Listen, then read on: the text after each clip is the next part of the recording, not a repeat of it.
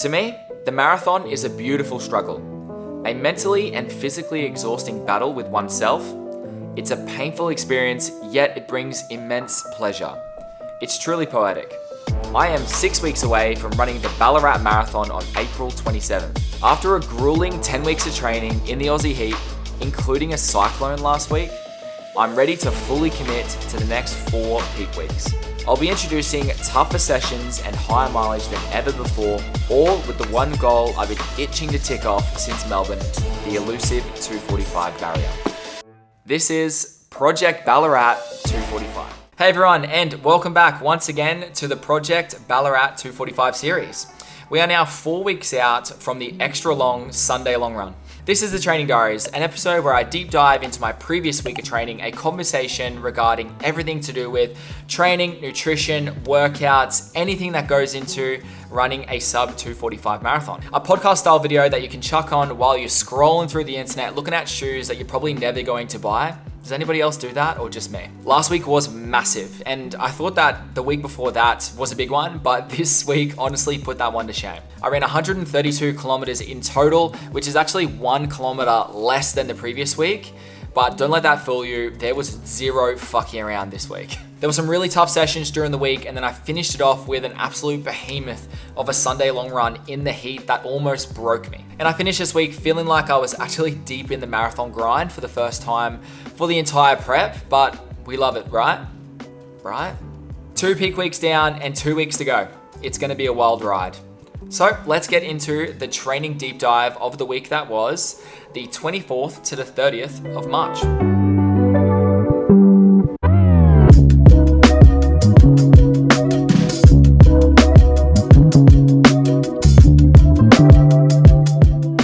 So just remember guys, before I go into all the details of the sessions and the runs that I did this week, afterwards I'll be going through the viewer Q&A where I answer all of your questions that you've sent me on Instagram as honestly and off the cuff as possible. So you got those to look forward to after this. So we're kicking it off with Monday. This is a treadmill 60. This is gonna be my Monday for every Monday leading up to the Ballarat Marathon. So don't expect any changes for that, okay? 60 minutes on the treadie, 5:15 pace, and ran just under 11.5 Ks. I wore the Puma Mag Max, which is a max cushion shoe from Puma.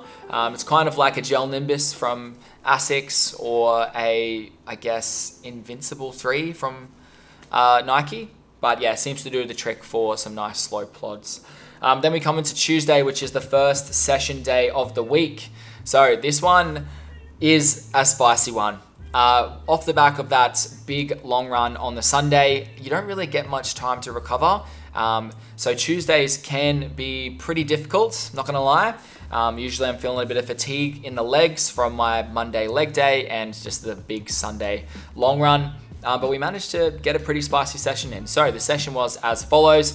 It was 3K, 2K, 1K, and then finishing with 3K. So all of this was done with 90-second recovery jog or a 90-second float. The pace goals for this session was I wanted to do both 3Ks at marathon pace, and then the 2K, 1K in the middle, I wanted to increase the pace with each interval. So we started off, the first 3K was done bang on 350 pace. Marathon pace is, yeah, definitely starting to get dialed in. I've done a hell of a lot of marathon pace work over the last few weeks, and there's a hell of a lot more to come. So yeah, finally getting used to it. Finally starting to feel comfortable at marathon pace, which I mentioned last week, which is always a good sign. Then for all of the floats in between, the 90-second floats, they were done at about 4:45 pace. Oh, actually a little bit slower. So not really much of a float, more of a recovery jog, if I'm being honest with you. Then the 2K, we sped it up a little bit and ran 3:42 pace average. And then the 1K picked it up again for a 3:30 pace kilometer. I guess the goal for this 1K would be around 10K pace or 10K effort. My 10K PB pace is 3:28s or 3:27s. So I would say the effort was definitely there.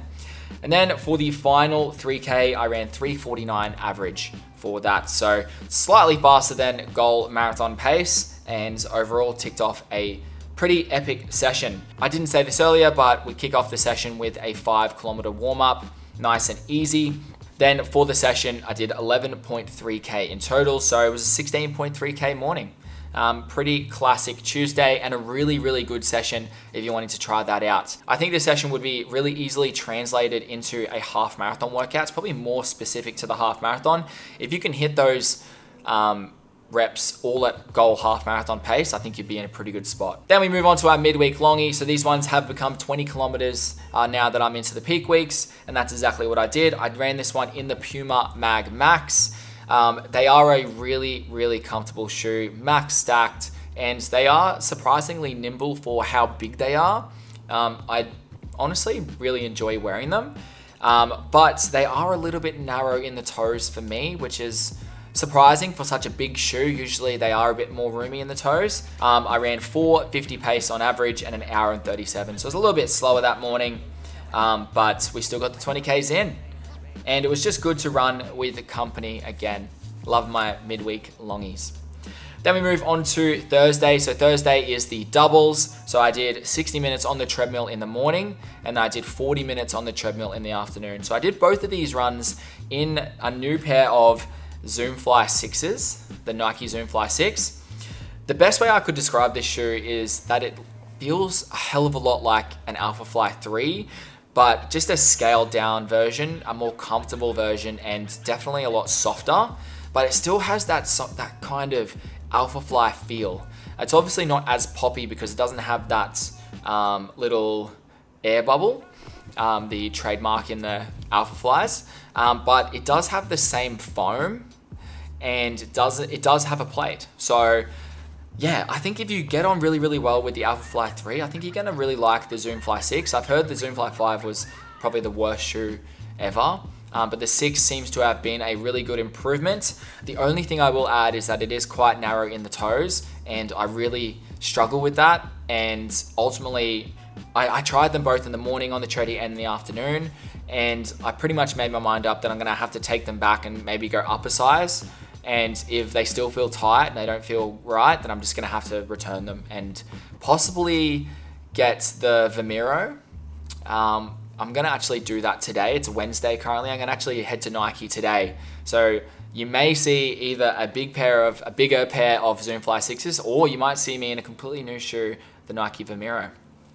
You'll just have to wait and see the next episode to see what happens. But did both of those runs at 5-minute pace. Well, sorry, that's wrong. I did the treadmill 60 in the morning at 5-minute pace for an hour, and then I did the 40-minute double at 5:10 pace, so a little bit slower. Then we come to Friday, the second session of the week.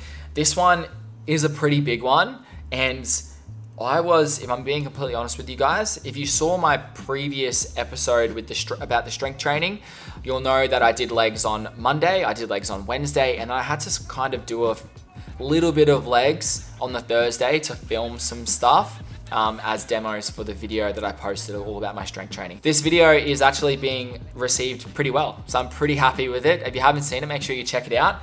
But what I'm trying to say is I went into this session with sore legs, pretty sore legs, but that wasn't gonna stop me. So the session was 2 by 8 minutes, 8 by 1 minute, and then 8 by 30 seconds. So the idea behind the session was I wanted to run the 8-minute reps at goal marathon pace. So around that 3:50 pace. And then we had 8 by 1 minute.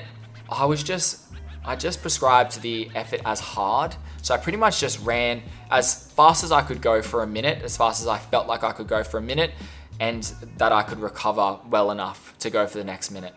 And then the last 30 seconds was just all out, the 8 by 30 seconds. So let's have a look at how the session went. In between and after the 8-minute reps, I had a 2-minute jog. And then in between and after all of the 1-minute reps was basically a 1 minute on, 1 minute off 8 times. And then for the 30 seconds, it was 30 seconds on, 30 seconds off 8 times.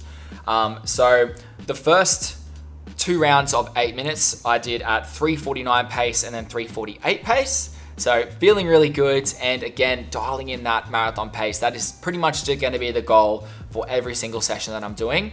And I got to do this one with a couple of people from the group.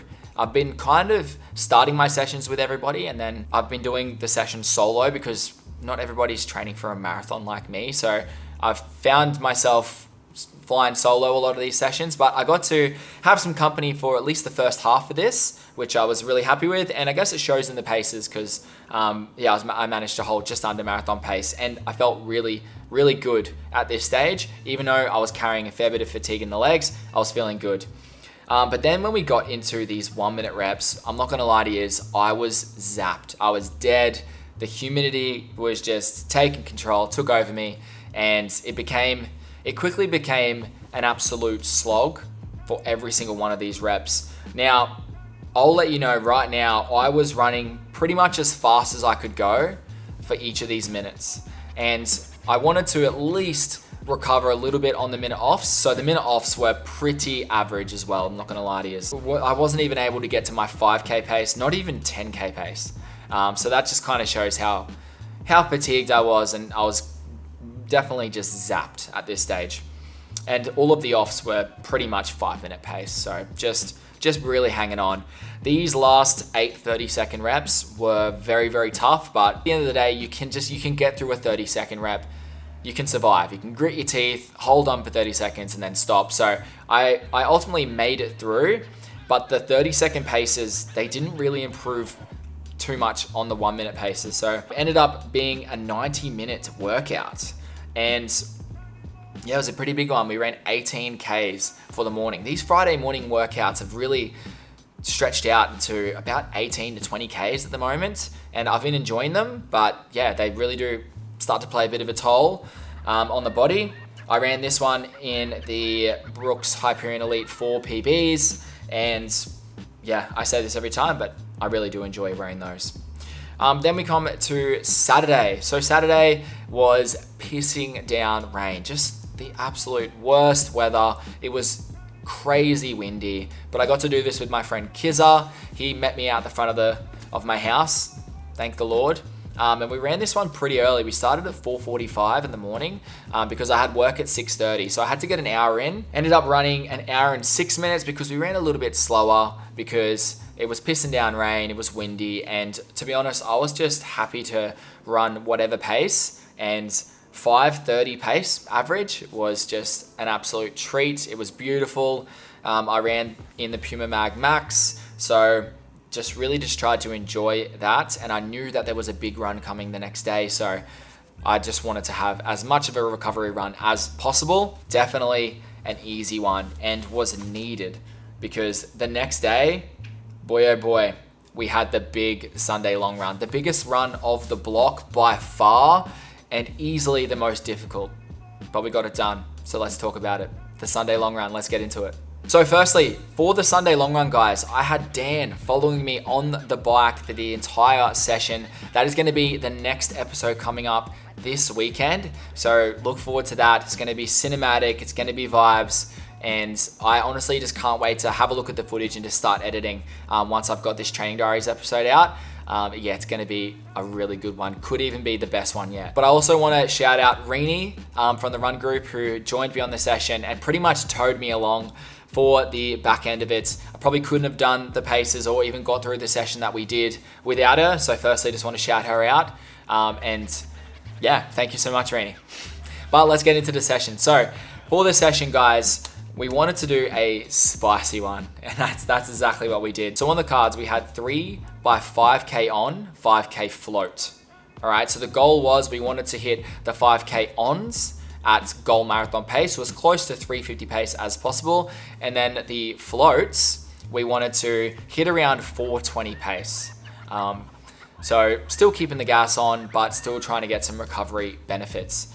So we ended up running 35 kilometers in total for the morning. It was a 2.5 hour shift, and it quickly turned into one of the hardest sessions I've ever done. So we start the morning off, it was already very, very humid. It rained a lot the day before, and I think the moisture in the air just stuck around. It was a super clear morning, sun shining, but unfortunately the humidity was at 95% from the start of the run, so we knew it was going to be tough. You can actually see from the footage of the drone that it looks like a nice crisp winter morning with all the dew on the grass, but that's actually just because it was so freaking humid. I feel like I come on here and I just vent about how humid it was, how humid it is all the time, but genuinely, it was another cooking morning. But that didn't stop us. No. So the idea was we wanted to start with a 3K warm-up because the session itself was going to be 30Ks in total, and then we could have a 2K cool down afterwards, and that would get us to a 35K morning. So we did the warm-up, 3Ks. This one was at 4:52 average. We spent this time basically running around, going from toilet to toilet to see which one was open. If you're a runner, well, you're probably a runner if you watch this, but you know what I mean. It really be like that sometimes. You got to find that toilet before you get into your session. But we also decided to start the first 5K rep as the float, just to give ourselves a little bit more time to, I guess, warm into it, rather than just like jumping smack bang into marathon pace. And this also meant that we would pretty much finish our last 5K rep on a marathon pace rep, which I thought would make it obviously harder and just be more beneficial to do the last marathon pace 5K rep further into the long run with more fatigue legs and more time on feet. So the first 5K, which was the float 5K, we did at 4:18 pace. If you guys want to see all of the visuals for this workout, just hang out for that next week. Hang out for that next video because it's gonna be really, really good. But yeah, we did the first 5K float at 4:18 pace. I do remember us running at 4:10s, and then I had to say, Rini, let's slow down, just to paint the picture of like how great a runner Rini is. Her PB is 2:36 for the marathon, and she is much fitter than that now. I think she did that last year at the Gold Coast Marathon, so it's almost been a full year since she's run that, and she's in frightening form. So she is extremely fit, and she tends to get carried away. It's just in her nature. She's like a lion, just like looking for a hunt. She just like slowly creeps up the pace. So I have to like constantly remind her, hey, I'm here. Please run at my paces. This is my workout you're joining in. Don't get ahead of yourself. Like, you're going to kill me, essentially. So I had to slow her down a little bit, and then it averaged out to the 4:18 for the first float. And we wanted to try to stay as sensible as possible in that first float. Then we come into the first 5K rep. So we did this one at 3:54 average. About halfway through the first 5K rep at marathon pace, we quickly realized that the humidity was really playing a factor, and it was really starting to heat up. So we decided to adjust paces more to the efforts of how 350 pace feels and marathon pace feels, rather than getting too stuck on the idea of 350 pace, because if we did stick on that, or if I did stick on that, I would have been working a lot harder than marathon pace, and I probably would have blown up and maybe not even finished this session. So we decided to definitely adjust for the heat, and that's why we ran a 3:54 average for our first 5K. We actually set up my ute. We left the tray down and we had all of our fueling on there. I wanted to treat the fueling for this run like race day. So I had a gel every half an hour like clockwork, and I also had a bottle with some carbs and electrolytes in it.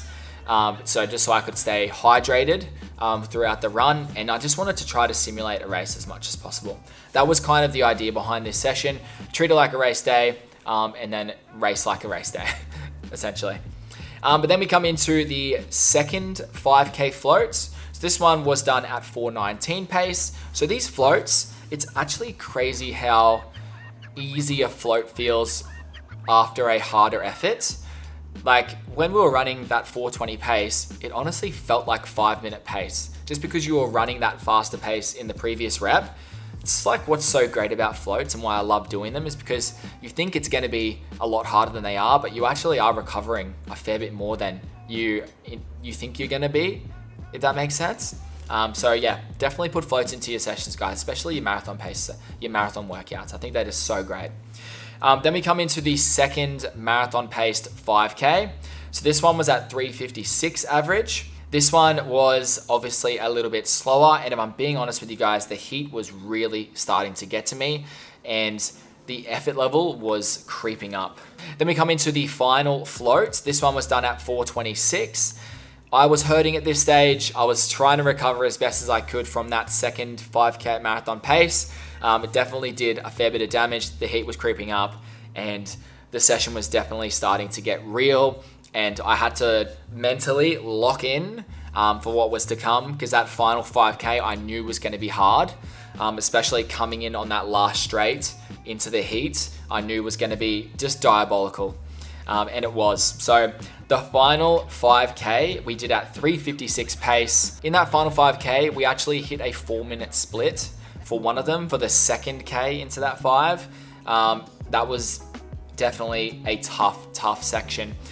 This is where I was so glad that Rinny was there, because she pretty much ran a couple of meters in front of me and just really kept me going, kept the pace strong. And I was just staring at her heels, just breathing, trying to focus, trying to hold on. And I was so keen to watch the footage of me in that last rep, just to see if you could see how much pain I was in. And the video really doesn't do it justice, but I remember in the last kilometer, I remember Dan was filming and he had the camera just there, like right on my face. And I remember like closing my eyes. You might not be able to see because of the sunnies. I closed my eyes, ran for a little bit, and just like, and just like did a huge breath, like far out. I'm in the Hurt Locker right now. But I held on. We actually ran the fastest 1K split for the final one. I just tried to put in one last final surge, and we ran for the final K. It was a 3:47 split, which I was really happy with, that I was able to even pull that out of my ass somehow. But like, that was an absolute 100% all out effort. And I'm pretty sure that felt like I was simulating the final K in a marathon and just completely emptying the tank, which I feel like is really good practice for the actual race day, because that's what it's gonna feel like. And it's kind of crazy that I was feeling that at 33 Ks, and like in actual fact on race day I'm gonna be doing that another 9K later, which is a crazy and kind of scary thought. But I'm just gonna pray that the conditions are a lot better in Ballarat, and I'm not gonna have 95% humidity essentially. But like I said, guys, the full visuals of that morning is gonna be in the next video. So get excited, I'm excited, it's gonna be sick. But that's gonna conclude the full training breakdown segment. And now what we're gonna do is we're gonna go into the Q&A, all right? I've actually got so many good questions that you guys have asked me, and I'm gonna try to go through a bit of a rapid fire for this one. So shorter answers, they're nice, easy, simple questions that I've picked out today, but I think this will be a lot of fun. So let's get into it. Okay, first one is from Matt4786. So zone 2, important as they say, best way to work out your range, should long runs be in zone 2? I think there's a lot of stigma around zone 2, and you have to run in zone 2, and 80% of your runs have to be in zone 2. I think Darcy Dorr, the lower limb specialist from Run Clinic, who I work with for strength training, he spoke about this perfectly on the Chapter Athletic podcast, all about zone 2. So I think you guys, I'll link that in the show notes and you guys can check that out. But I think essentially you shouldn't stress too much about running in zone 2 all the time for all of your easy runs. If you're just starting out running, zone 2 is probably going to be a little bit too hard for you to stay into and continue running.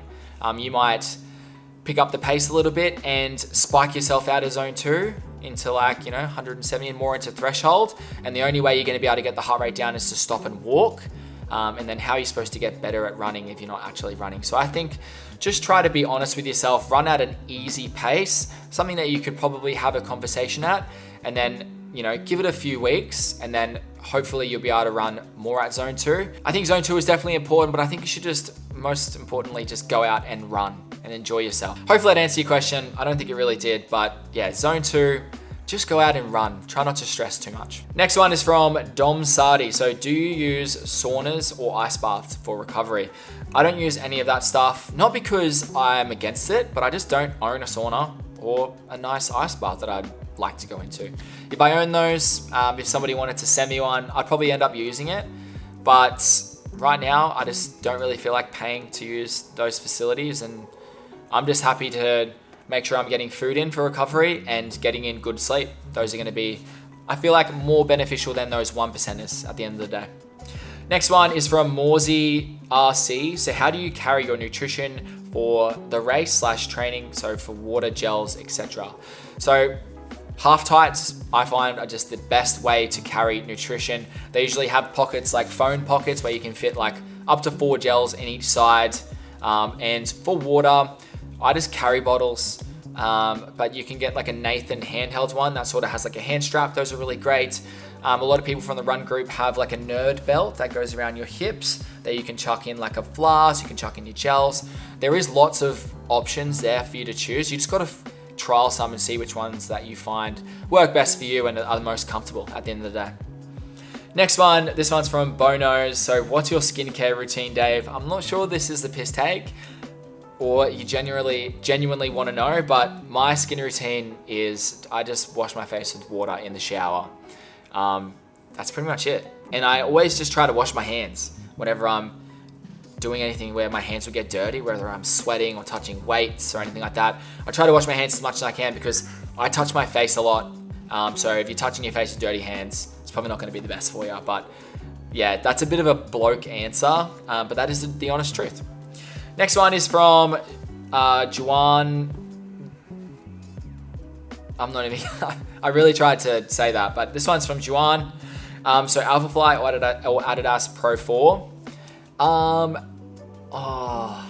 Ask me that question again after the Ballarat Marathon when I race in the Pro 4. At this stage, I really enjoy how comfortable the Pro 4 is, but the Alphafly 3 is just the tip top of performance. So I'm gonna have to answer that question after I've run a marathon in both. From my own experience so far, Alphafly. Next one's from Fritters. So how does one get themselves a pair of the mystery camo Neo Zens? I emailed Mizuno Oz with no luck. So they were seeded out to a bunch of people in the running community as a mystery shoe colorway before they dropped. So that's how I got them. So you either had to get them through that limited drop given out to people, or there's Marty from my run group. He was just over in Japan for the Osaka Marathon, and they were selling that colorway in Japan in store. So you're either gonna have to fly over to Japan to get them, or I guess try to find some resale. But yeah, that's looking like it's the only way to get your hands on a pair. And then the last question is from Samuel Hicks. So what was your first ever marathon, your time, and your first thoughts when you finished it? So my first ever marathon was the Gold Coast Marathon 3 years ago. I ran 3 hours and 8 minutes. I blew up diabolically. I wouldn't say I had the worst race, but I was just completely underprepared, underfueled. I ran the first half at sub 3 pace, and I was so confident, so cocky. I was like telling people on the sideline, I was like, sub 3, baby. And then obviously I hit that wall at 30K and absolutely just shit the bed and blew out a whole 8 minutes and ran 3:08. A few of the reasons why I ran like that is because I was underfueled. I had a banana for breakfast and a coffee, and then I had one gel that I carried with me. Jeez, can you imagine?